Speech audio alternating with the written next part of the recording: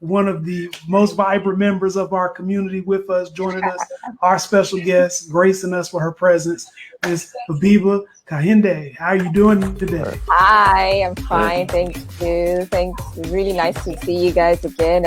So without much ado, I want to welcome Camilla Nontra. Yay!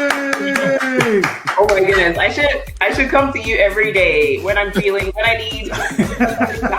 Correct. This is Sudan. Wow. Sudan. Believe it or not, Sudan has more pyramids than Egypt. Interesting. Begin to think in a Pan-African way, because they now see that their conditions are not just about that local condition, but the condition is linked to all of the Hey, good morning, everybody. How's everyone doing this morning? I'm so excited this morning. Amen. Good morning, Jesse. That's my partner. Welcome to the Pan-Africana Show. My name is Fred Nontra, and my co-host, Jesse McCoy. Well, I want to first start by saying thank you. We want to say thank you to our Lord. I want to thank the Lord for this morning. We move and have our being. We want to also thank our third partner, Kechi. I see she's on already. Thank you for all you do, all the hard work you do. I also want to thank the whole Pan-Africana community. I also want to thank Afriscope community. Thank you all. Thank you for everyone tuning in. I see there's some people live already. Well, today is another good day. It's a day the Lord has made. We'll rejoice and be glad in it. We have a special person today. Someone all the way from the eastern part of Ghana, Akosombo, one of the prettiest places in the world. And she's a great person, wonderful person. She does a research in the University of Buffalo, part of the State University of New York. And her research is on HIV and the prophylactic, which is PrEP. She's gonna expound more on that. Me being a liberal arts person, I'm very limited in my knowledge of that. She's gonna do justice to that. So I want us to welcome to our show, Gloria Aidoo-Frimpong. Yay! Black excellence in the building. We love it. Yes, Black excellence. Okay. All right. Well, I want to start off first just by having you introduce yourself to the audience. Tell us a little bit about where you're from, what you do for a living, and how long you've been doing it. Wow. Hello, everyone. I am Gloria Aidoo-Frimpong, and I am a PhD candidate at the University of Buffalo, State University of New York. And I am originally from Ghana. I was born and raised in Akosombo, which is in the eastern region. And like, Fred said, it's beautiful, serene. It's just one of the places, anybody would like to just visit when you're in Ghana. That's my plug-in for my little city right there. Yes. But I research HIV prevention, primary and secondary prevention. I am very interested in pre-exposure prophylaxis.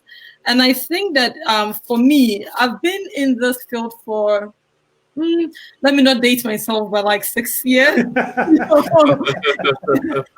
been in this field for like 6 years. I actually had my bachelor's degree in communications. That's where I started from the African University College of Communications. It's in Adabraka, Legon. Shout out to AECC Discovery House. And, that was really the foundation, right? I started with communications, but I was interested in, health communication, how to talk about health, how to discuss, like paying attention to our health, but still focusing on HIV, right? And the idea was, how do we get people to, pay attention that, HIV is actually a public health problem. It's, serious. People need to take, really pay attention to it. So that is, where I started from. And that's where I, moving forward, I moved, and then I had my first master's in international studies, still focusing on communication and development because, I thought that was the route.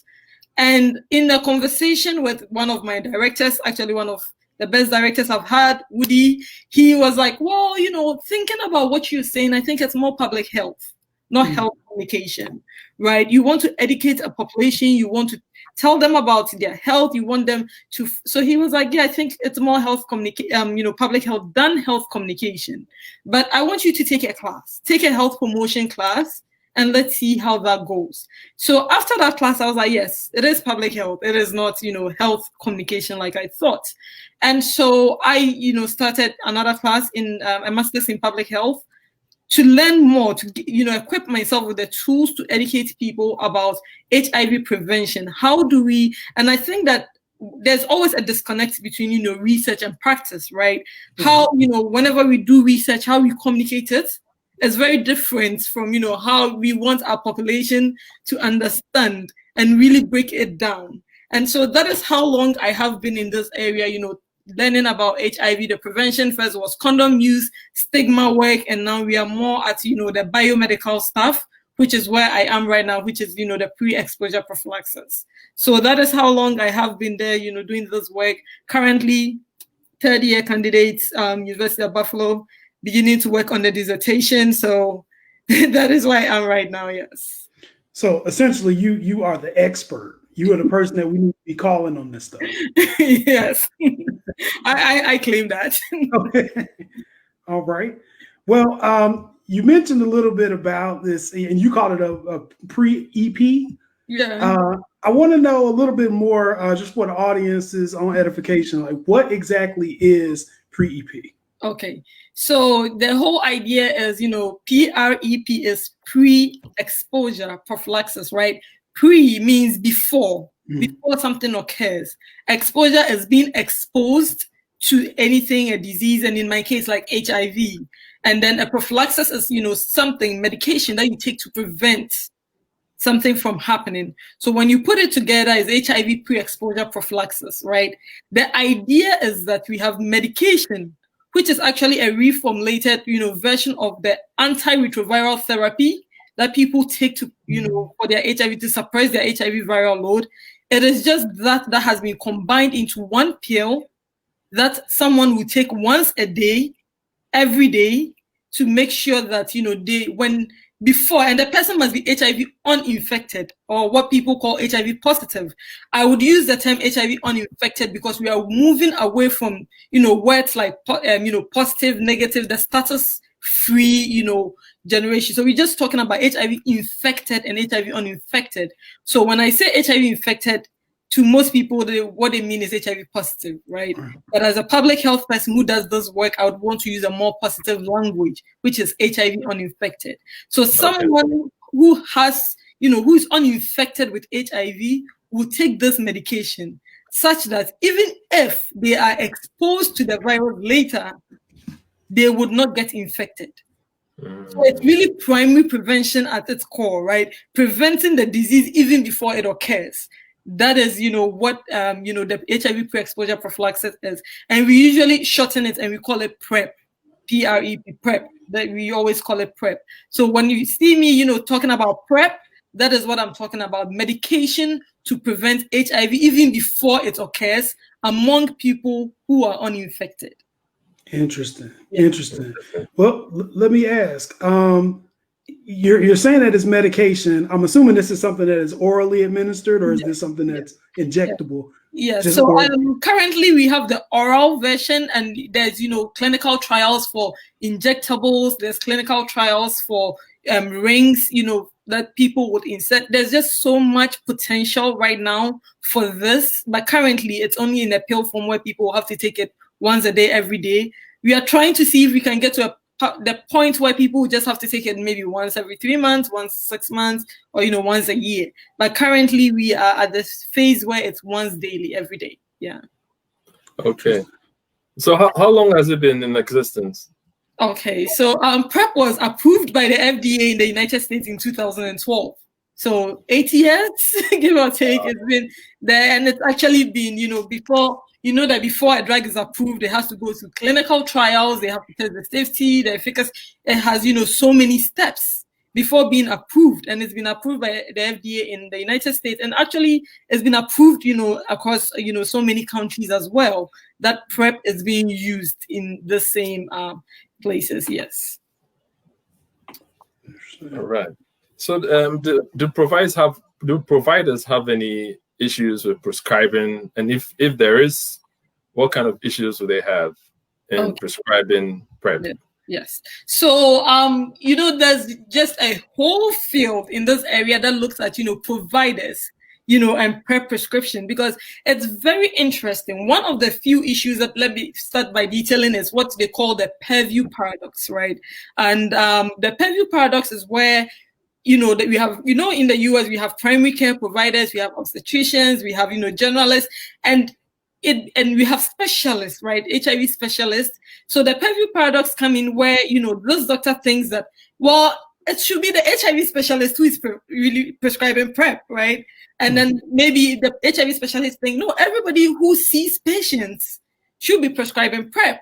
And, primary care providers are like, yeah, I don't have enough time, to be able to. And others think, OBGYN should really be prescribing PrEP. So, we have that purview paradox that creates sometimes a challenge. The other thing we realized was that some providers did not even know about the existence, right, of the medication, that you have this medication that we can actually, and when they do know about it, there's all these little things about the medication, like insurance coverage, right? The follow-up that is required. And that is one of the things that, I need to backtrack and talk a bit about the medicine, is that, before someone goes on PrEP, first you must test, negative. Then, they would have to do a test for STDs. Then they will have to do a test for, liver and kidney function, because it's medication, like every medication, right? Then when all of these are, certified that it's good, and, your doctor, your primary care has ascertained that you are an eligible candidate for PrEP, you now start taking the medication. Every 3 to 6 months, you go back to the hospital for a test, an HIV test, an STD test, and then the liver and kidney, function test, right? So a kidney function test, actually. So it's very important, right, that, all these steps are taken in place. And so back to your question, Fred, sometimes doctors, this is a very lengthy process, right? Sometimes doctors have navigators who help them, even with the insurance stuff, billing and all of those things.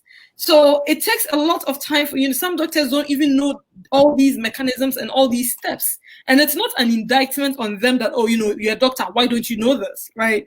It's not an indictment on them at all. It's just that of the way it's set up, that some of them, and, one of my colleagues, Jake, did a study, and I'm a co-author on that, where, he actually discussed providers. Why are providers not prescribing PrEP? And we realized that because they said, we want training. We want to know how much about this drug. We want to know what are the side effects. We want to know, who should we be prescribing it to? And then in the middle of it, we want to know, how do we keep having communications? Because one of the biggest things is the patient-provider communication, right? How do you talk to your patient about their sex life? How do you even bring that conversation in a way? How do you bring that conversation up in a way that is so non-judgmental, right? Where the patient won't feel like, okay, what is this man trying to say? Is he trying to say I'm doing something, right? Sometimes it's a thing, right? Because sometimes there's a way a doctor will ask a question that will make you feel like, are you judging me? Right, absolutely. And it's a real challenge. It's a real challenge. And, depending on who you are working with, any member of the general population that you are working with, it could be a challenge, right? So that is one of the things that doctors said, that we need to be able to have a way to be able to, training on how to have these conversations in a non-judgmental, comfortable way for both parties. Because to be able to, prescribe PrEP risk, people need to think that, I am at risk, and the doctor needs to be able to, let them know that I think that based on these activities, you are at risk. That can only happen if we talk, right? And so that is some of the challenges that come with it, that, first, there's the thing of we don't know who is the right person to be prescribing it. We don't know the modalities as much as we should. And so we are not really comfortable. And the other part is communication. How do we communicate this? And then the follow-up. let's be honest, like the follow-up takes a lot of time. And so being able to see all of these parts, sometimes that is why, providers, we have challenges with providers. And that paper actually takes its time to really break it down, what all of these trainings are. And there's been a lot of work in this area about from the provider perspective, right? What would it take to get providers to be, more proactive in prescribing PrEP? Yeah. So my question is just a simple one. So somebody who is interested in looking at PrEP, if they say, all right, well, what's the sticker price? Like, how much is this going to cost me? That is a legitimate question. I think that question comes up every time, right? It is one of those things where people genuinely think about it, because when you're thinking about it as medication, will insurance cover it? Will insurance not cover it? How am I supposed to get it? But you see, the good thing about PrEP is that majority of the insurance companies in the US covers it. And then you have copay. And even with the copay, when you're unable to pay, Gilead Sciences, which, makes PrEP, and, some states have programs. For instance, New York State has what they call the New York PrEP Assistance Program, where they would, you apply for it and they will cover that copay. So some people end up getting the, PrEP for free. Some people will end up with a $10 copay, a $15 copay. But even for those who have copay, you would know that most of them have, enough money to be able to cover that copay. So cost really, and, initially, and when people don't know about PrEP, or initially when research, that was, a major concern. That was it was a major concern for a lot of people, PrEP, right? How are we going to pay for that medication? And all of those programs have made PrEP quite accessible. Some of the challenges remain, awareness, knowledge, getting people to know about it. But the barriers like cost, a lot of work has been done to make sure that PrEP is pretty accessible in terms of cost. Yeah. That's good to know. So to everyone thinking about it, don't worry about the cost, because that'll be the first question that comes up. Yeah. Everyone don't want it to hit the packet so hard. It doesn't. It really doesn't. Yeah. Okay. Could you comment a little bit about exposing it to the mass public and some of the challenges that you face doing that? Yes. So I think that, for instance, taking the US, for example, in the US, PrEP in itself, has been heavily marketed and targeted towards the LGBTQ communities. And this is as a result of, where HIV was seen in clusters within. And so in each country, for instance, when you go to Sub-Saharan Africa, most of the time it's through heterosexual transmission, whilst it's different in the United States. And so PrEP has been heavily, marketed towards the LGBTQ population within the United States. And it has created this perception that it is for them, right? And so recently, research is, beginning to show that it's not just them that are at risk, because when you look at HIV rates in the United States, it's been pretty stable, 38,000 approximately per year since 2013. But that 38,000 per year, we see it among racial, ethnic, and sexual minorities. Right. So then we begin to look at it and say, okay, what is going on? For instance, among African Americans, whilst we know that, we have among the Black men who have sex with men, it's high. We know that it's also very high among heterosexual women. Right. So what is happening? So then we just know that it's not just them. We have women who are at risk. We have trans women who are at risk. But the targeting is just on men who have sex with men. So this has created a perception that, they are at risk. I am not at risk. And so it makes people feel very comfortable in their activities and thinking, once I am not engaging in that activity, I am not at risk. But excuse me, you have multiple sexual partners, you are injecting drugs, like all of those things, it just creates that perception, right? And so in the minds of people, it makes it far removed. Until recently, most of the adverts that were on TV were very targeted, still towards the men who have sex with men population. And so people will see it and easily dismiss it and will not pay attention because not my cup of tea, right? And so that is one of the things that have led to, very low, awareness of the medication. For instance, like in my population that I study, African immigrants, right? we barely have data on African immigrants in this country in terms of HIV literature. We barely have any. In 2010, there was a study that came out where they assessed, African immigrants in Washington, not DC, Washington. And they found out that when they assessed it, they found out that they were 6 times at risk of HIV than the general population. Whoa, mind blown, right? Wait, African immigrants, but wait, they're in the US, but what is happening is this: African immigrants and, Black Caribbeans, even, that data is always put together.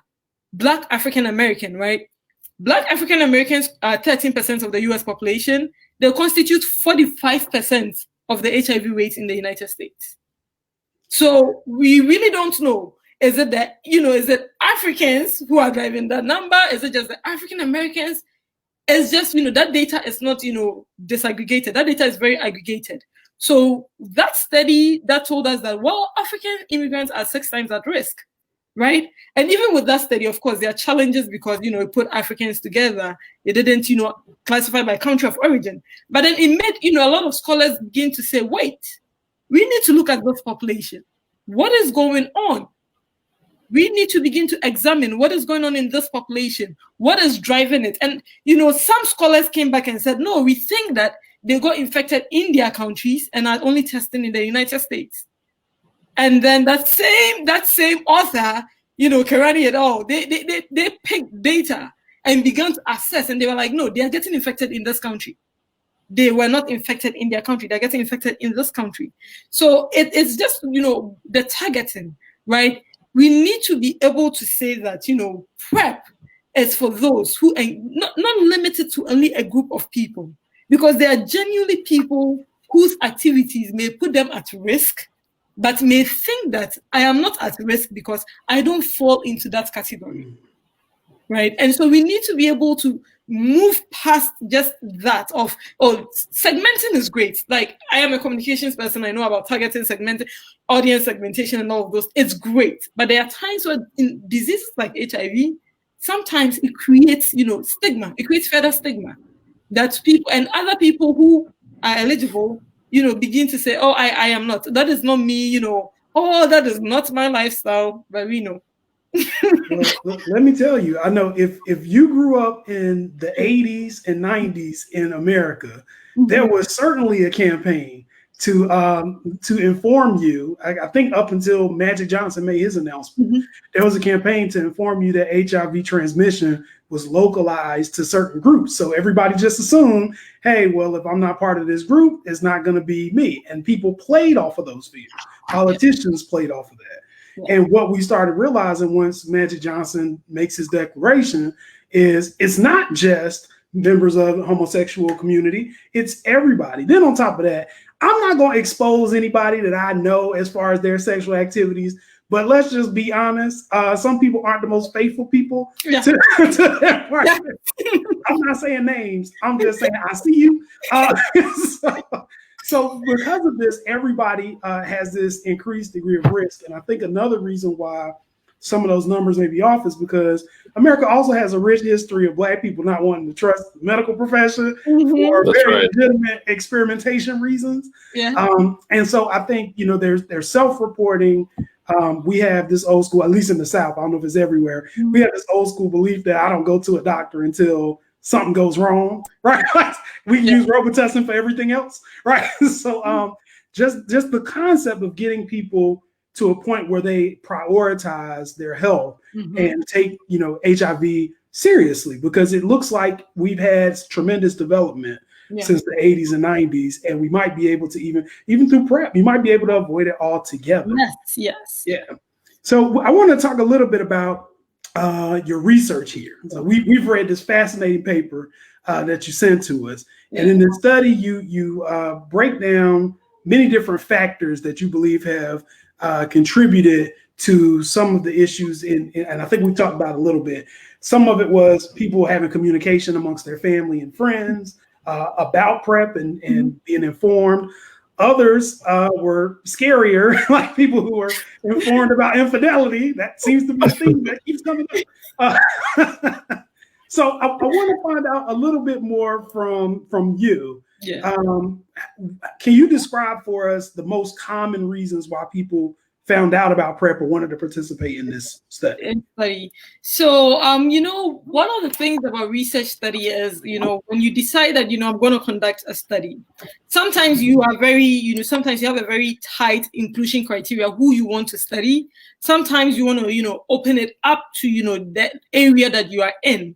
And with this study was more focused on, the area, right? Western New York. We opened it up and thinking of, Buffalo, right? So we didn't really we didn't put in very strict criterias, like eligibility criterias, like I did for my study, where I was like, I want only Ghanaians, right, who are living in the US. Sometimes you do that because you want to study a particular type of population. This one, we put out flyers, at the university, also at a local clinic in Buffalo here, we put out flyers that, we wanted people who are currently on PrEP, right? Because we wanted to study what motivated them for them to go on PrEP. We also wanted to study those who, and this was a 4-part study, those who are not on PrEP. And then we also interviewed providers who are prescribing and providers who are not prescribing, right? Because we wanted to have a very, 360 view of the issue. Why do people decide to go on PrEP, right? And it's this is important because it helps us sometimes, get rid of the barriers, anticipated barriers, that, or how people navigated that same barrier to be able to ensure that they went on PrEP. Clearly, because these people are users, we can argue that they are very motivated about their health because they're currently using it. So some would ask, okay, if these are users, how does it help you to, figure out how, if someone is not going to use it? But even though these are users, they also clearly articulated some challenges they had and they went past it. It gives you an insight into how to get people who are not even thinking about it to begin to think about it, right? In this instance, we just realized that there were just so many issues for people in terms of, okay, what made you even start PrEP? What made you think about it? And talking about the research, you send it out and people will come to you and say, I'm interested in participating. And that's one of the processes about research. Then you give them, information about the study, allow them to read it and say, I want to be part. Of course, there are times where people will read and say, adios. I don't want to be part of this anymore. People will say, I want to, and then later they change their mind. That is fine. That is part of the research process, right? So we do that, and then people come in and we interview them. And interviews last as long as between 45, sometimes going to 90 minutes, because, dependent, people talk, some people don't talk. Really, some people don't say much, yeah. So we do that, and then we put together the findings. So in this study, it was interesting, and we decided to group it by factors, right? They are personal and then interpersonal. This is important because we just wanted to figure out which factors. On the personal level, we realized that, risk. People were thinking about, and their risk sometimes is as a result of, my partners, the partner that they were with. Some people, got to know about PrEP because, it was on TV. They saw an ad, or they saw a billboard, or they saw a bus that has that, that flash that made them say, oh, what is that? Or some people had friends who were within the LGBTQ community, which is also one of the things that we found out, that people within the LGBTQ plus community are very informed about HIV prevention methods compared to the general population. The general population really do not know much. The LGBTQ population, they are on top of it. Like, they know the information. They are pushing it out, advocating, trying to empower people. When you come to the general population, they're like, straight wing it, right? You're like, huh? So it's just that, some people, because of that bridge, get to know about this and say, oh, I need to, know more about this. I need to take this, So that is some of the reasons. For some people, family, right? Having conversations with family about, I want to do this. Now, this study was interesting in the way that they had really supportive parents, right? We had people tell their parents, I think I want to go on this medication. And parents are saying, okay, sure. Good. Make sure that, then the other thing is the other part of the advice, make sure that this doesn't give you the license to go out and do stuff, right? Compared to, in my current study with my Ghanaian people, I found that people are like, no. No, you don't. Even if you're taking this medication, please keep it to yourself. You don't want anybody to know.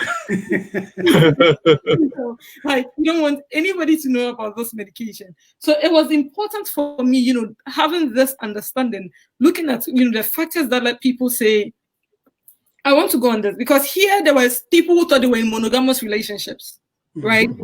Only to realize that, well, that was not the case. So they had to go to the hospital and say, I need to make the decision to protect myself, because that was not it. Other people, had experienced the scare of the 80s, like you said. So there is a fear, that HIV, no, really no. So some, it motivates them. Some have partners who are, HIV infected. So in order to, protect themselves, they go on PrEP, right? So different people have really different reasons that they go on PrEP. And all these reasons are very legitimate reasons that people should go on PrEP. And so I really feel like the judgment that is there that, it's really a judgment that has to do with HIV. And really, and this HIV is currently like a chronic disease. Like everything else, HIV is a chronic disease. Like everything else, you live with it. Right? It doesn't define your existence. You live with it.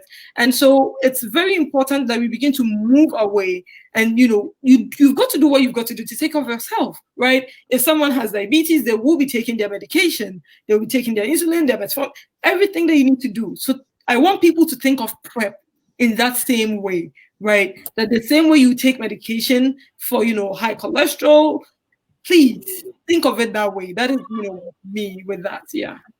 And I'm glad you're emphasizing the fact that just because you take it doesn't give you license to go out here. Because I know people that, oh yes, I'm good, right?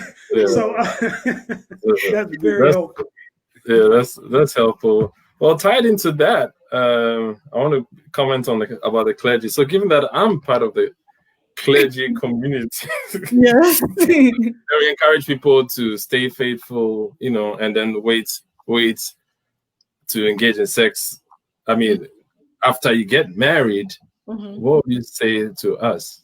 So, I'm glad you brought the clergy angle, because with the HIV fight, right, the fight against HIV, important strides have been made both home and abroad because of the clergy, getting the clergy involved, right? Having the pastors, because pastors and the clergymen hold like a position of power within our communities. Black communities, and I use the word Black to encompass both within African and African Americans, right? It's very important. And unfortunately, their role sometimes it's either very supportive or quite destructive, right? Depending on how it is. For HIV, a disease like HIV, some people's existence, their support system comes from the church, and sometimes it's the same church where their support system comes that ostracizes them. Unintentionally, right? With using language like, us versus them, and sometimes even making it seem like HIV is a punishment, right? God is punishing you because you did something bad. HIV is not a punishment, right? And it's also steeped in that same thing of morality and everything. And like you said, yes, you are preaching abstinence. Yes, you are preaching be faithful, right?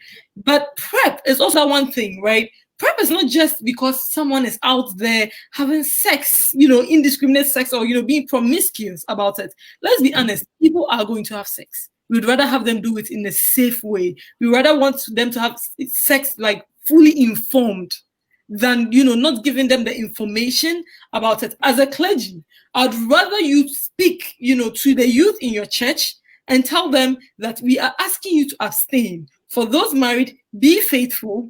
If you are going to cheat, even though the Bible says it, because God even gives us free will, you've done your work by preaching, and it's not that you're condoning it, you are providing information that they are fully aware of their actions, right? That this is out there, and it's not just HIV, we have full STDs. We have all of these STDs out there, right? That you contract it. And it also has, impact on your life. So we are not saying promote PrEP. We are saying that know about it to be able to give the information to the people who need it, right? Because people get into all sorts of situations. Sometimes in the past, when people went for marriage counseling and, they'll go and do the HIV test and one person tests positive, guess what? We are like, oh yeah, you have to separate. Now with PrEP, no, the partner has to go on their ARTs. The partner goes on PrEP. That is if they want to stay together. And these people can stay together uninfected and have a full quality of life, right? That's what we want the clergy to know. We want the clergy to be informed about all this range of HIV prevention methods that are there, so that you have it at your fingertips to be able to provide the information. Because trust me, you imagine you telling, someone who is engaging in that thing about that option, you would have way much, what do we call it? Respect and way much more, gravitas than I would have, even as a researcher, telling them that, PrEP is there because of your role as a clergy in this instance, right? It's absolutely important. Yes, abstinence is necessary. Being faithful to your partner is absolutely necessary. We need all of these things to work together to end the HIV epidemic. One does not go without the other. Abstain if you can, be faithful, use your condoms, but we are asking you that this is also there. This is an option for those, who are with married partners, for those, who are out there, because there are people who life happens, circumstances, right? Circumstances, people are in situations that, and even for instance, women in domestic violence relationship, intimate partner violence, the potential this holds for them, being in control, they don't have to, because usually condom use, there's also a lot of power play, gender relational dynamics in condom use, right? Who gets to, have the say? If someone is taking PrEP, that is their own decision. It protects them at least from HIV, not the other STDs, because we know that exists, but it gives them the option. So as the clergy, for me, like I said, a lot of the strides we've made in HIV/AIDS within the Black community, the clergy was involved. And so we need the clergy to, come to this and embrace people. When people are, get tested, that is not the time to be judgmental. That is not the time to be, oh my goodness. No, that is the time to embrace them, to let them know of the love that God has for them. It's already happened. They can live a full life. We've made that much advancement. And so that is one of the things, I'm very passionate about the clergy because I want to get the clergy involved, especially the Ghanaian clergy, the African clergy involved in my research, that we need to do more for our communities. We need to make sure that we are protecting ourselves, right? So that, yeah. All right. Thanks for your answer. And also, I also want to put that out there. You did touch on that this doesn't give you license, and also it doesn't prevent other STDs. So no, don't say interesting. Research actually shows. Research has actually shown. First we will say research suggests, because wasn't that conclusive. But research has shown that people do not actually become more promiscuous when they go on PrEP, because let's be honest, you are taking a pill every single day. Keep this in mind. Just think. I want you to imagine yourself waking up every morning and taking a pill every single day. Every single day. Every 3 months, you need to go to the hospital. Every 6 months, depending, you go to the hospital to go get tested. As it will make you reflect on your life, right? Do I really need? It will make you reflect. And so for most people, and I must say that PrEP, we always encourage people to use PrEP together with a condom, right? We always say, because like I said, PrEP is only HIV, condom prevents against other STDs, right? STIs. So people would begin to reflect on their life. And in actual instances, there were people who went on PrEP where they had to review their lifestyle so that they could go off of it, because every single day, and keep in mind, when you forget one, you sometimes you get into a state of anxiety. Oh my goodness, I forgot this pill. I need to, immediately take it.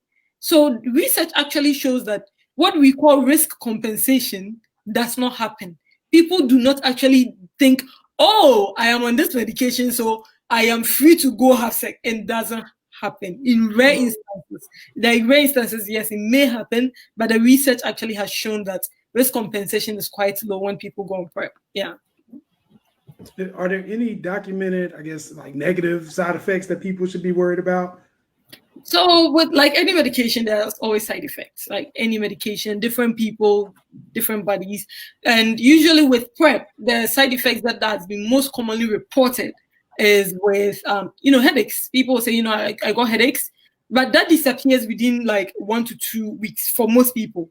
Some people get it a day and they don't get it. Some people have diarrhea. Some people have nausea. These disappear within the first 2 weeks, right? the reason why they do, all these kidney tests is just because like it's HIV medication, it has that one. But as to major side effects where we've had, huge issues, they would have pulled the drug a long time ago. The drug would have been pulled a long time ago if we've had like major issues like that. But currently, no. It's just these minor ones that people are able to really deal with. And, the benefits outweigh, the side effects of it. Yeah. Okay, I see. Looks like you're doing a great job. I know you are doing a great job of explaining all the questions, but I don't see any questions. Keep your questions coming. I think Joanne says hi. Joanne from Trinidad and Tobago. Oh, hi, Joanne. Yeah. Keep your questions coming. Jesse, go ahead. Yeah, well, I loved reading this paper mainly because every time I look at any kind of medical study, my first question is always like, how are they going to try to get me, right? I'm usually very leery about things because, I'm Black. So I'm reading this study and I'm seeing the concerns, but the funny part to me was the demographic that was largely studied was white homosexual men who are highly educated. Yeah. And I was wondering if that was just something that happened, by coincidence. These were the people who were forthcoming and willing to participate, or is it just, I know I didn't realize this was in Buffalo. I probably should have checked that first. That makes a huge difference too. That makes a huge difference. Yes, I'm glad. Where the study happened, right? Where the study happened, would skew the demographics, and we are talking Buffalo. That makes a lot of sense. Yeah, we are talking Buffalo, huge white population here, very educated. Because we have like close to 4 or 5, colleges like within 5, miles proximity of each other. So just within that, and also when we look at PrEP, usually current users on PrEP, right? We know that it's white men who have sex with men who are currently on PrEP heavily. So I think that is why, and it's a limitation of the study. Right, but then it's also because of the sample where we drew our sample from. So it is reflective of the community where we drew our sample from, but not reflective of the general area, but of the community is quite reflective that this is the population that we would have.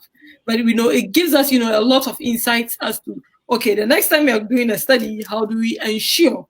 For instance, when I wanted to do my study on Ghanaian immigrants and PrEP. Initially, I was like, well, I know that Ohio and, New York City has a lot of Ghanaians, right? So why don't I go there? But I was like, no, I need to open this up, right? I need to open this up to allow me to get a scope of where Ghanaians are using my network, right, of people on WhatsApp. How are we going to make sure that, Ghanaians around everywhere get a chance to be able to be a part of it? And I got, 12 states, like Ghanaians from 12 states participated in my study. And I was like, oh, okay, I didn't even know that, there was somewhere in the states where there are Ghanaians, but there are Ghanaians everywhere. A lot else I've been made to know. So, it's just that, having that and knowing that, okay, sometimes when you're able to draw from your different parts, it brings you very different perspectives, but it's research. You're limited by time, you're limited by money, and so it always plays a role into, how much you can do within your given time and funding. Yeah. Well, I think it's still good too, because it gives us an opportunity to kind of see what things work at a micro level. So I'm wondering, based on the responses that you got in this study, which items do you think would be best suited, I guess, for spreading this information on a bigger scale? What worked, what didn't work? Yeah, I think that, one of the things is, how much sometimes we underestimate communication between peers and even family, right? And how much of a role it has. That sometimes, someone will see an ad and, that person will go to their friends like, oh, I saw this, and discuss it in detail. And I think that, that is one of the things we are not leveraging enough, right? The social networks, where peer networks is one of the things that because one of the things even I learned from doing my study was where someone said, oh, testimonial. If someone in my community said they've used it and it's good, I'm willing to try it, right? And so that is one of those things that I realized it has a huge impact on, people changing their mindsets about something, and we trying to actually leverage that in there. And I know that within the African American community, that was one of the ways, right? Networks, barbering shops, talking to people. That is one of the ways we were able to get it moving. And I think that from here, I was like, yes, it makes sense, right? People being able to talk, people being able to, have that conversation with their families. And when I said, when I saw the one with the families, when I read it, I was like, try having this conversation with an African parent. But,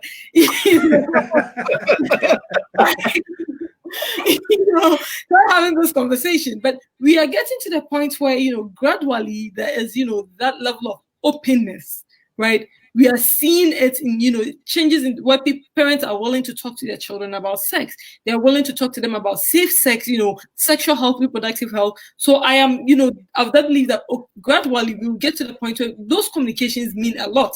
And especially when, the child is still at an impressionable age or still an adolescent, 24 years below, they still want to know, that, what if my parents saw this, what would they think? And they'll come up in a very nice way of, trying to go around it to ask, hey, sometimes they'll see an ad on TV and ask, hey, if I went on this, what would be your thoughts, right? Trying to figure out how they think about it in a not so direct way. How they react. Yeah. In a not so direct way. But that was one of the things that was very important, like I saw was, really important. The other thing was also accessibility, right? How, they were able to access, a clinic that was there, a clinic that was willing to go the extra mile, right? That the clinic was available. The process was seamless. So there wasn't like, oh, go and come back tomorrow, right? That was key. Because sometimes when people make up their mind and they go into a clinic, it's not like, oh my goodness, when you tell them come back, that's it. They're not showing up again. Like, I have to do, I'm busy. So being able to have that where they went from seeing the doctor to getting tested to going downstairs to, the pharmacy to pick up their prescription, that was helpful.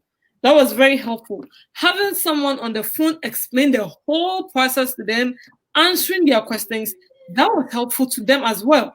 So as much as, there is the individual part, when it comes down to it at, clinical, structural stuff, these things should also be in place, right?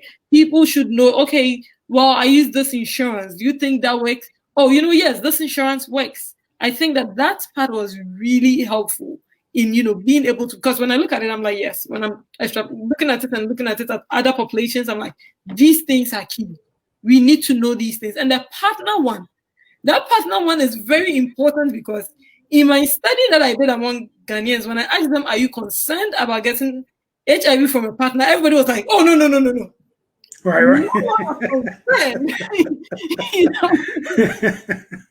No one was concerned. Everybody was like, oh, no, my partner, oh, no, they are faithful. Yeah, my partner is going to do that. But, we hope that is the case, right? We hope that is the case. But we realize that in this instance, that there are times where people really genuinely thought they were in monogamous relationships. It wasn't, truly the case, right? And so frequently testing, frequently checking is important. Being able to have conversations with your doctor. I cannot emphasize that enough. Because I think that on average, your doctor spends 15 minutes with you, right? And so usually it's really straight to the point. But being able to have a conversation about your sexual history is very important. And sometimes, I would feel squeamish if I went to my doctor and my doctor is asking, when was the last time you had sex? And, I'll giggle. Like, seriously, I'll really giggle. And I'll just be side-eyeing you like, why do you need to know this? I didn't come here for this. I came here for something different. Why do you right? That is the thing. But we need to be able to have a place where your primary care doctor, right, knows some of these things enough to be able to review and say, I think that, there is this medication. Because a lot of them went on because their doctor recommended it. And in my study, a lot of people said, well, I'll be willing to use it if my doctor said I should. If my doctor said I should, I would be willing to use it. So that is also one of the powerful means. But we need to be able to get communication on both sides, right? That says that, people are willing to be able to. There was a study that was done among African immigrants, and they asked healthcare and service providers, right, who take care of African immigrants, what the challenges will be. And they also said the same thing, that conversations about sex, right? How to have that conversation. And then sometimes even, the gender concordance, like the male doctor asking a female, patient. Yeah, that can be weird. Asking about a potential barrier. So it's one of those things where I'm like, yeah, this is important. We need to figure out ways in which we can have conversations that are safe and non-judgmental for people to be able to come to an awareness on their own that, well, my behavior may be putting me at risk, right? Yeah. Absolutely. Well, yeah, I know a lot of people who brag about their exploits in public, but when they get to the doctor's office, it's like, well, I don't know. I'm a saint. I haven't done anything. Yeah. That's unfortunate. Yeah. Well, you have Akosia over here. Oh, just Mm-hmm. commenting on the comments. Just Akosia saying, wow, exactly. I think she was talking about when you raised the point about African parents and Ghanaian parents. I think she's agreeing with you. We see you. Keep the comments and questions coming. Go ahead, Jesse. I got you. Well, there's so many levels to this, right? So I think the one thing is I want us all to be dedicated, if nothing else, to just making sure that our community is safe. Mm-hmm. And I think that, I don't want to sound preachy, but every time that you engage in a sexual relationship with somebody, there's a degree of risk there. Mm-hmm. And you may or may not be the last person that person's going to be with. So we have a duty to our community to make sure that we're all exercising proper precautions and being safe. Yeah. The second thing is, and I know I'm not practicing what I preach here, but you should go to the doctor, right? Like you probably should get annual checkups. You probably should be honest with the doctor and tell the doctor what's going on. If you're not comfortable, you might want to explore and find a doctor that you are comfortable with. I know for me, that looks like you. It makes a difference because I know my doctor. I probably see him once every decade. So he's like, "Who are you?" Like, I'm just here for a checkup. So, and I think also, we've seen over the course of this year, healthcare and health issues have become paramount in light of COVID-19, and so it is vastly important that people get regular checkups, people talk to their doctor, people understand what is out here and available for you so that we don't have to walk around with a stigma. Because the one thing I don't want anybody in the Black community to walk around thinking is, oh, well, just because either I'm infected or I'm at risk or whatever, that I got to shut down and not talk to anybody. No. Because you're still going to be somebody's brother, sister, mom, dad, son, daughter. Like we have to make sure that we're taking care of each other. Okay, so Dennis Nightness, Chairway, says you don't need to go to the doctor if it's just one person you've been with. He said it, but I think it's with. Comment on that. I'm gonna let the expert talk on that one because I don't want to break anybody. One person, there's that one person being with just you. Yeah. I mean, that's one of the things, but it's important to test, right? It's not just about HIV, but just all of these other diseases, right? So you just want to be have constant checkups, right? Constant checkups. And I know that you mentioned mistrust with medical community, which is rightly so because there's a historical context to it. And I think that there's also that in terms of even research, right? And so for me as a researcher, one of the things that I personally have taken it upon myself to make sure that my research is very representative of the group, right? Because I came to you in trust, and so I want to make sure that I represent your voice. That I don't add my own twist or spin to it. I don't add my own interpretation to it of what I think it is, but represent it as it is, right? And then so that we are like, okay, this is where we are. Now let's begin to work from there. And I think that is one of the things that I from my training, from my work with, and I think from my conversations, one of the things I got with Dr. Wando Achebe, she's a historian. So you know that she's very focused on making sure that things are always represented right? Yeah. And it's one of the things I've picked up from her is to make sure that I am very, faithful to my participants, representing their voice, not representing it. Because sometimes, researchers, we like it when our data kind of like proves what we think it is. And sometimes it's really so far out there that it's not what you thought it was. That, people are thinking about it in a whole different light and not what you thought it was. And so being able to say, well, I went looking for this. This is what is there. Here it is.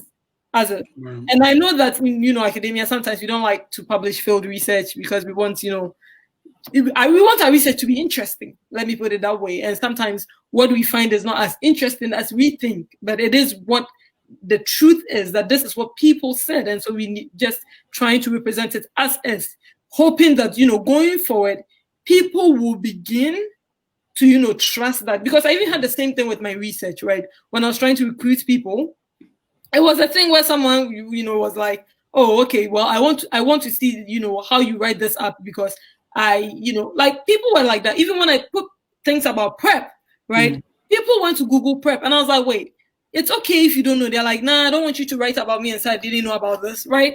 I don't want you to it's an aggregate thing. It's not about you sounding ignorant, but it was a genuine thing, right? Where people are like, no, I don't want you. I've read enough, stuff where they say, African immigrants don't know about HIV. They don't know, all these views that, and to be honest, there's times where I've read some papers and I'm like, which people did you recruit? Right. Like, I'm like, wait, who did you recruit? Who said this? Right. And so I think that is the thing that, we face with some of these things, that's making sure that we are, as researchers, we begin to build the trust within our communities, so that when we go back, our communities are open and willing. And then when we tell our communities, we think you need to be going to the doctor, they take our word for it and say, okay, I am going to, my doctors to be able to check on myself. And like you said, racial concordance in, medical, that is a whole discussion for another day. Absolutely. We have 2 questions. Thank you for your question, Dennis, or your comment. So there's Akosia again. Akosia, thanks for the question. Many people don't have the confidence to just walk into the hospital and report their sexual acts. Some of these personnel look judgmental. Yeah. It is the truth. It is the truth. I've experienced it. I've had friends who've experienced it. And you see, I have experienced it as a function of, I make it a goal to test every 3 months. But that is because I study HIV. Maybe I am informed. I'm very comfortable about this enough to be able to, walk in and say, oh, here, I came in for my annual test, right? But for most people, it's not that easy. It's not that an easy thing. It doesn't come easily to them. There's just a lot of fear. And I tell people that please do not be afraid. Like, if it's negative, hey, you go on, you protect yourself. Right, I've had people who actually went to test and they tested negative and they're like, "Oh my God, I'm changing my lifestyle." Right, that experience. And then other people, you go in and it's positive, immediately you are put on medication. Right, that keeps you virally suppressed. You can live a full life, quality life, whilst being on ARVs and ARTs. That is one of the things I always want to emphasize to people. But like I said, I have gone to get tested and they're like, "Yeah, so what did you do? How many partners?" Sometimes it comes preconceived. There's that, and especially when you're Black in America, there is that preconceived notion that, you are doing something. And I'm like, oh no, it's just, my monthly thing that I do is a regular thing. They're like, oh, then you don't really, if you've not done anything, do you really need to test? Right. And I'm like, I am normalizing a behavior. I need to do it to the point where it is normal for me to do it. And that is why I am doing it. I want this to be a normalized behavior. But like she said, people are very judgmental. Sometimes the nurses and, the doctors. And so it makes it, like she said, but that's why we have a lot of work to do, right? And the work will come from all angles, not just from the providers, but also from individuals, right? That sometimes, and in our study, we found out that there were times where it was the patients who really actually initiated the conversation. They initiated the conversation, not the doctor. Right. And so sometimes we need to build capacity on both ends from the patient perspective and from the provider perspective, so that both people would be able to, if one doesn't initiate, the other person is empowered enough to initiate that conversation, right? Empowered enough to advocate for themselves. Because in our study, we found out that there were times where people brought up PrEP and the doctor didn't know. Wow. Yeah. That's scary. Yeah, the doctor was like, oh, I've not heard of that. And they're like, oh, yeah, it's a thing, and then they discuss it. And then, they take it from there. So it's great. That is why awareness on both ends is really, really important. We can't just push all the work to the doctors and say, yeah, providers, healthcare, do this. Neither can we push everything on the patients and say, well, it's your own health, do this, right? We need to bridge the two. Right, we need to come together, and that is why we say PrEP is a biobehavioral thing, right? It's biomedical, it's a behavioral thing. We need the two to come together for us to be able to achieve, our goal of ending the epidemic. Wow. Oh, thank you, Akosia, for your comment. And then Michael has 2 questions. Michael's our biggest fan. So he says, do Africans within the African continent have access to this PrEP? Oh, okay. I have never heard of it over here. He's in Nigeria. Mm-hmm. Africa being the home of polygamy. That's not necessarily true. We should have access to the PrEP, to this PrEP. And then 2, how do you protect the identities of your patients? Yeah, that is very important. So the first question, I don't know if you can keep the question there just so that helps me. So sure. The first thing is, yes, we have PrEP in the African continent. We currently have 34 countries that currently have PrEP. Of course, it's very dominant in the southern parts of Africa. So we're talking South Africa, Zimbabwe, Zambia, all those areas, Malawi, there's PrEP there. Yes. Okay. Yes, so PrEP, within the African, it's, gradually catching up, right? Nigeria, I don't really know if Nigeria has PrEP, but Nigeria does have PrEP, actually. Nigeria has PrEP. Even Ghana, I have seen that there are some organizations that are beginning to offer PrEP. It's not, out there like that, because I know that on a whole scale, Ghana doesn't have PrEP. Like officially, it's not from the Ministry of Health, but I think it's these, NGOs that work with the LGBTQ community. And I saw a flyer like that on Twitter, and I was like, oh, yeah, this is great. Like when I saw, I said, this is great news, right? So access, like he mentioned, that it's there. I think that you have to know where to look. And maybe within Nigeria, the LGBTQ community may know of it, but not the general population, right? And so I think that is it, as compared to, South Africa, as compared to Zambia, Zimbabwe, where it's, known that there's PrEP that exists. You go to the hospital, you go through the same process essentially, right? Ghana, for instance, like I said, apart from that one, I have not heard the Ministry of Health even do anything or talk about PrEP. Or Ghana AIDS Commission, more Ghana AIDS Commission than the Health Ministry, but Ghana AIDS Commission come talk about PrEP that, we have this medication, we have this.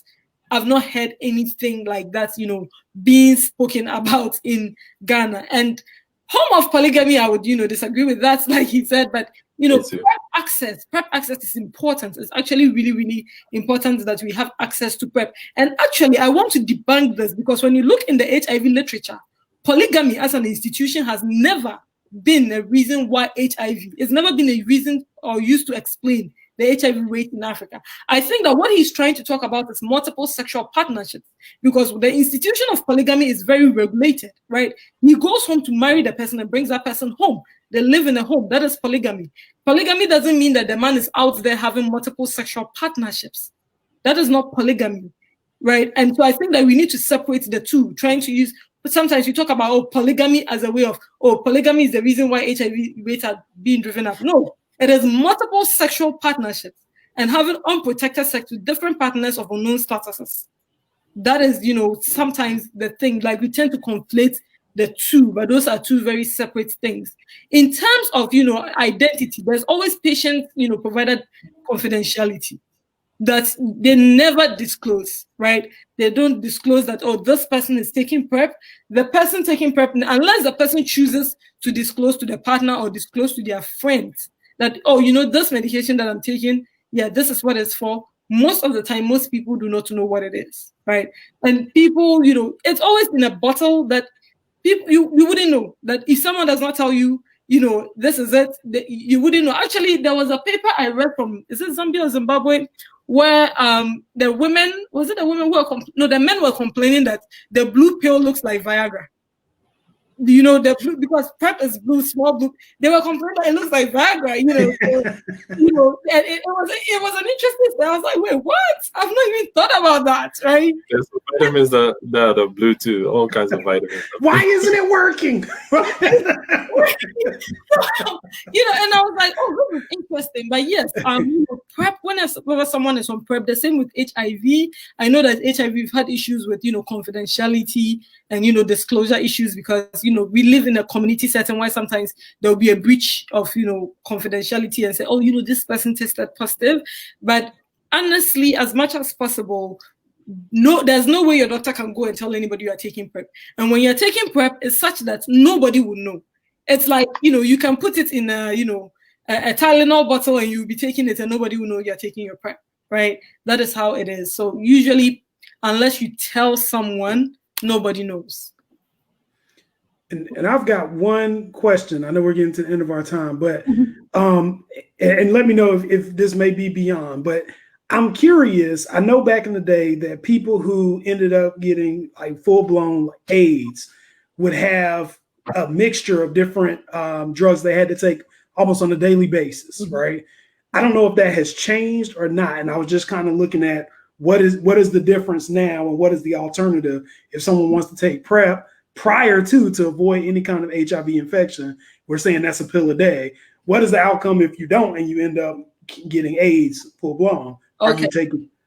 Okay, so the beautiful thing about it, and I'm glad you asked, that, you know, that cocktail of medications, that no more exists. Okay. Right.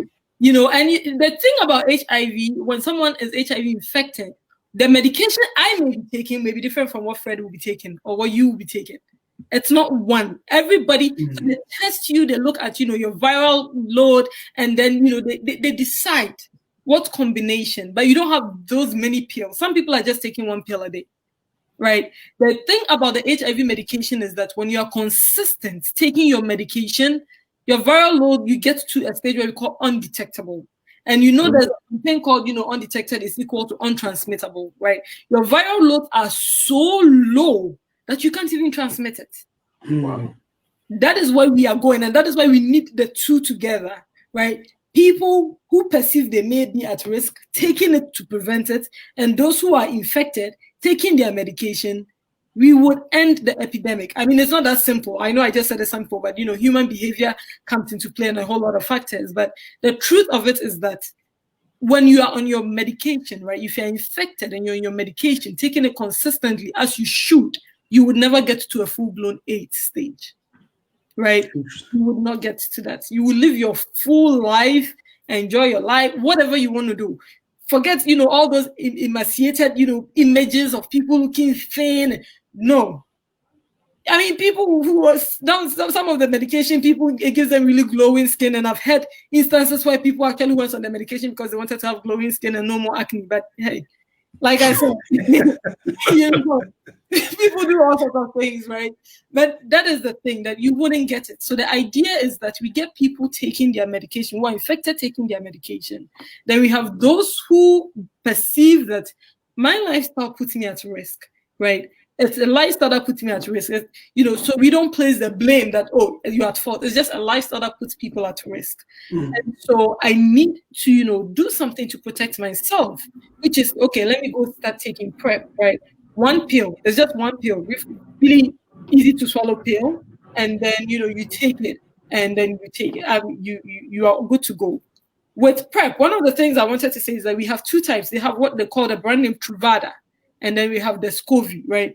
Truvada is quite, you know, the one that the male, female, trans, anybody can take.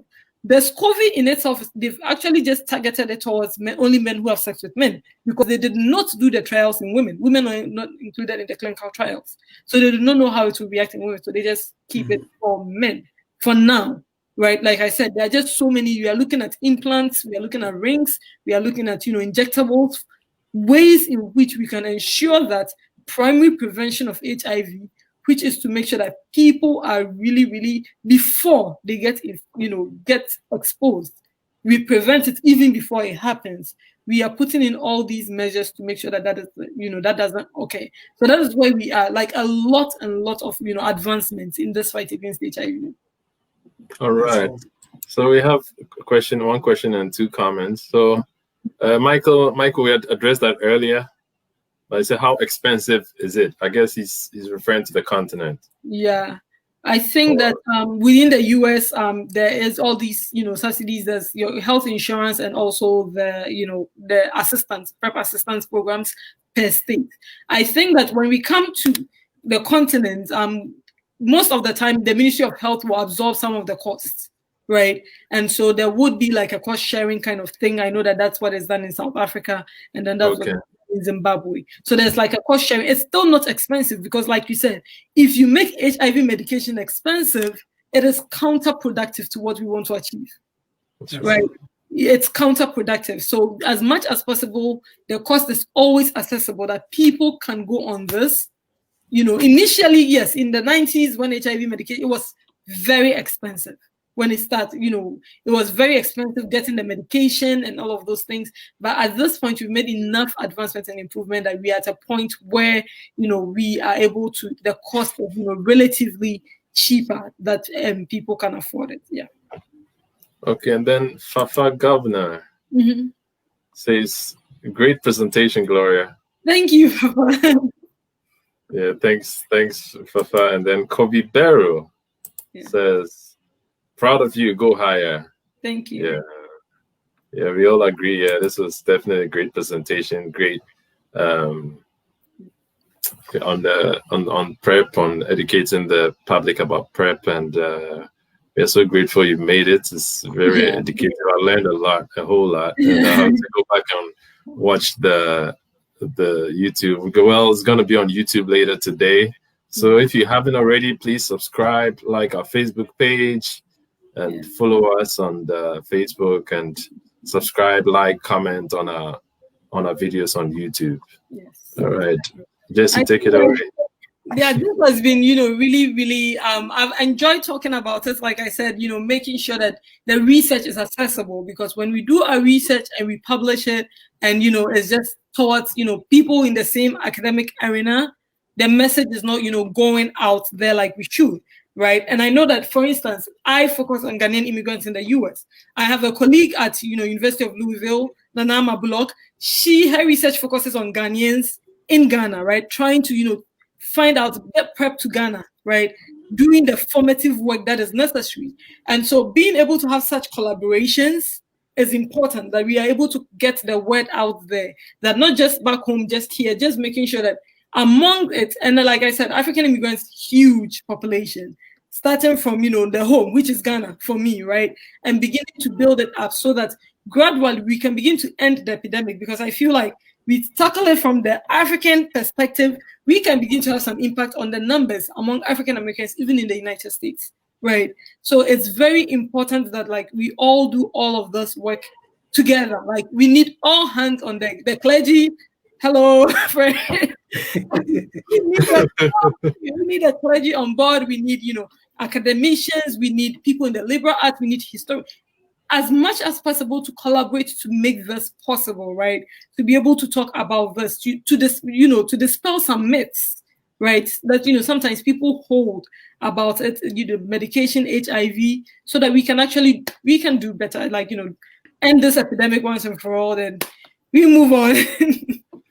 Wow, where did the time go? Anyway, there are 5 comments and then we'll be signing out. So Joanne Wilson Edwards says, thank you, Gloria. Yeah, thank you. And then Mami Amawusu Amoy. I don't want to butcher your name. So it's just proud of you, my girl. Keep it up. And then Joanne again says, I had no idea what I was listening to, but I stayed. I'm glad I did. We're glad you did. We're glad you did, Joanne. And then I think Kechi representing that says, get the t-shirts. So yes, we have t-shirts with our logo, the Pan-Africana logo. We have t-shirts. So it's on our Facebook page. We go on our Facebook page, you click on our shop, you see, we'll take you to our shop on spreadshirt.com. Or I'll also share the link after we are done. And then Kechi says you better. And then let's see.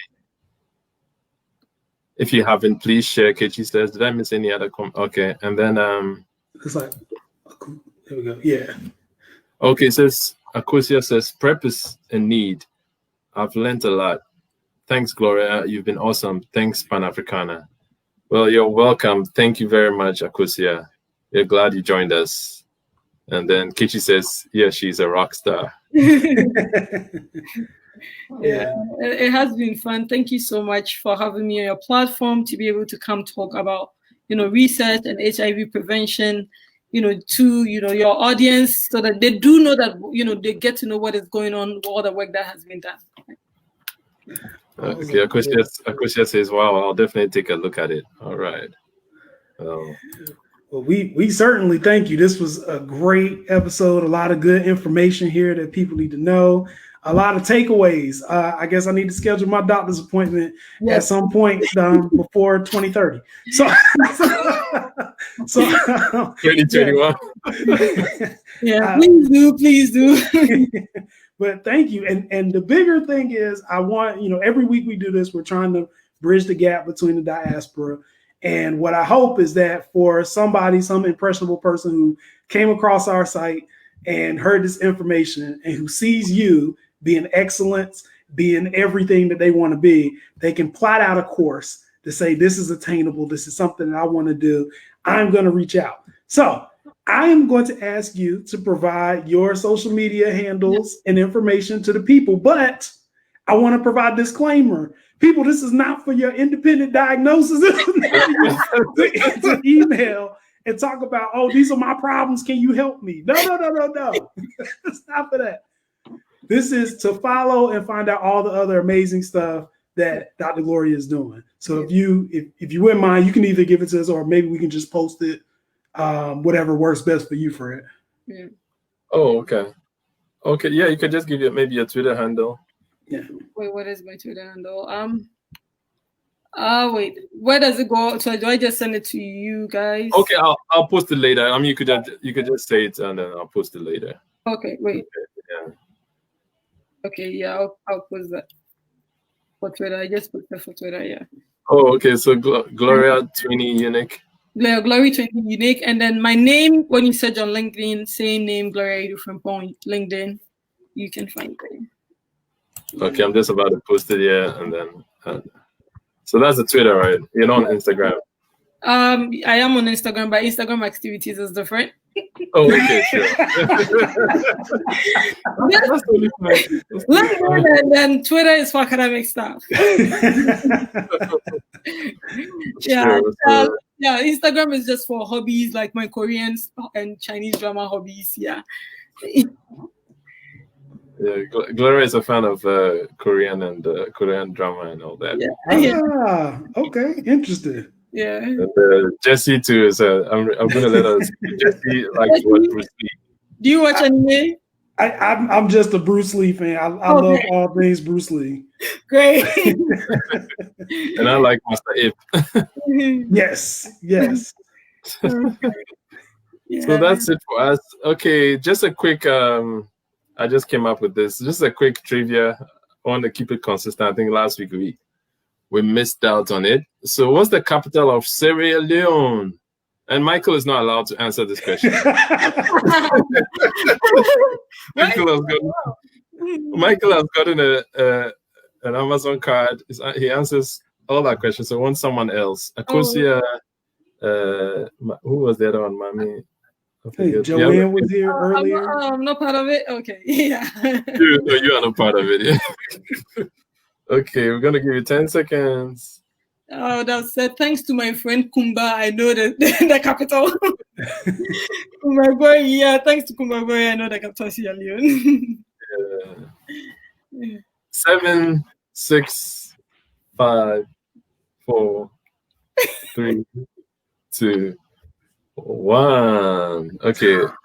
You can, Gloria. You can tell them. You can give them. Oh, it's Freetown. Free town. It's a free town. Yeah. Thank you, Kumba, for that one. My master's program was really fun. You know, we had like people from different parts. Like we had Malawi, Sierra Leone, we had Nigeria, we had like all over Guyana. Like it was a lot. Like India, different countries. So you get to know, you know, all of these facts about, you know, different people from different countries. So it was really beautiful. Yeah. All right. So there you have it. So we're gonna wind down. We're gonna end up here. Thanks for joining in. For those who joined in on Periscope, on Facebook, Pan-Africana community, Afriscope community, thanks for joining us. This is a show, Pan-Africana show, where we bridge a gap, the Black people in the diaspora on the continent. And this is a show where we show out, bring out our positivity. You know, there's enough. The Western media does a good job of showing the negative parts of us, of us over here, of us in the diaspora in the Caribbean, on the continent. So we come here, we show the positive side, and that's why Gloria came in. Enough of the ranting, enough of the anger. If the anger, channel your anger towards the system and fight it. Educate yourself, read. Join us here to get some more education. All right, Jesse.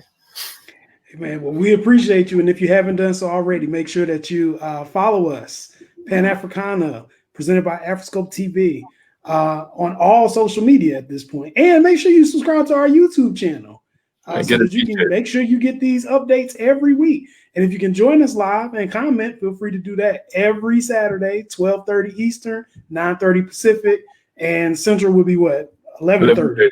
Yes. Right. And I feel like I'm missing something. Somebody's at 10:32. But at some point, if you don't catch it, we're on YouTube.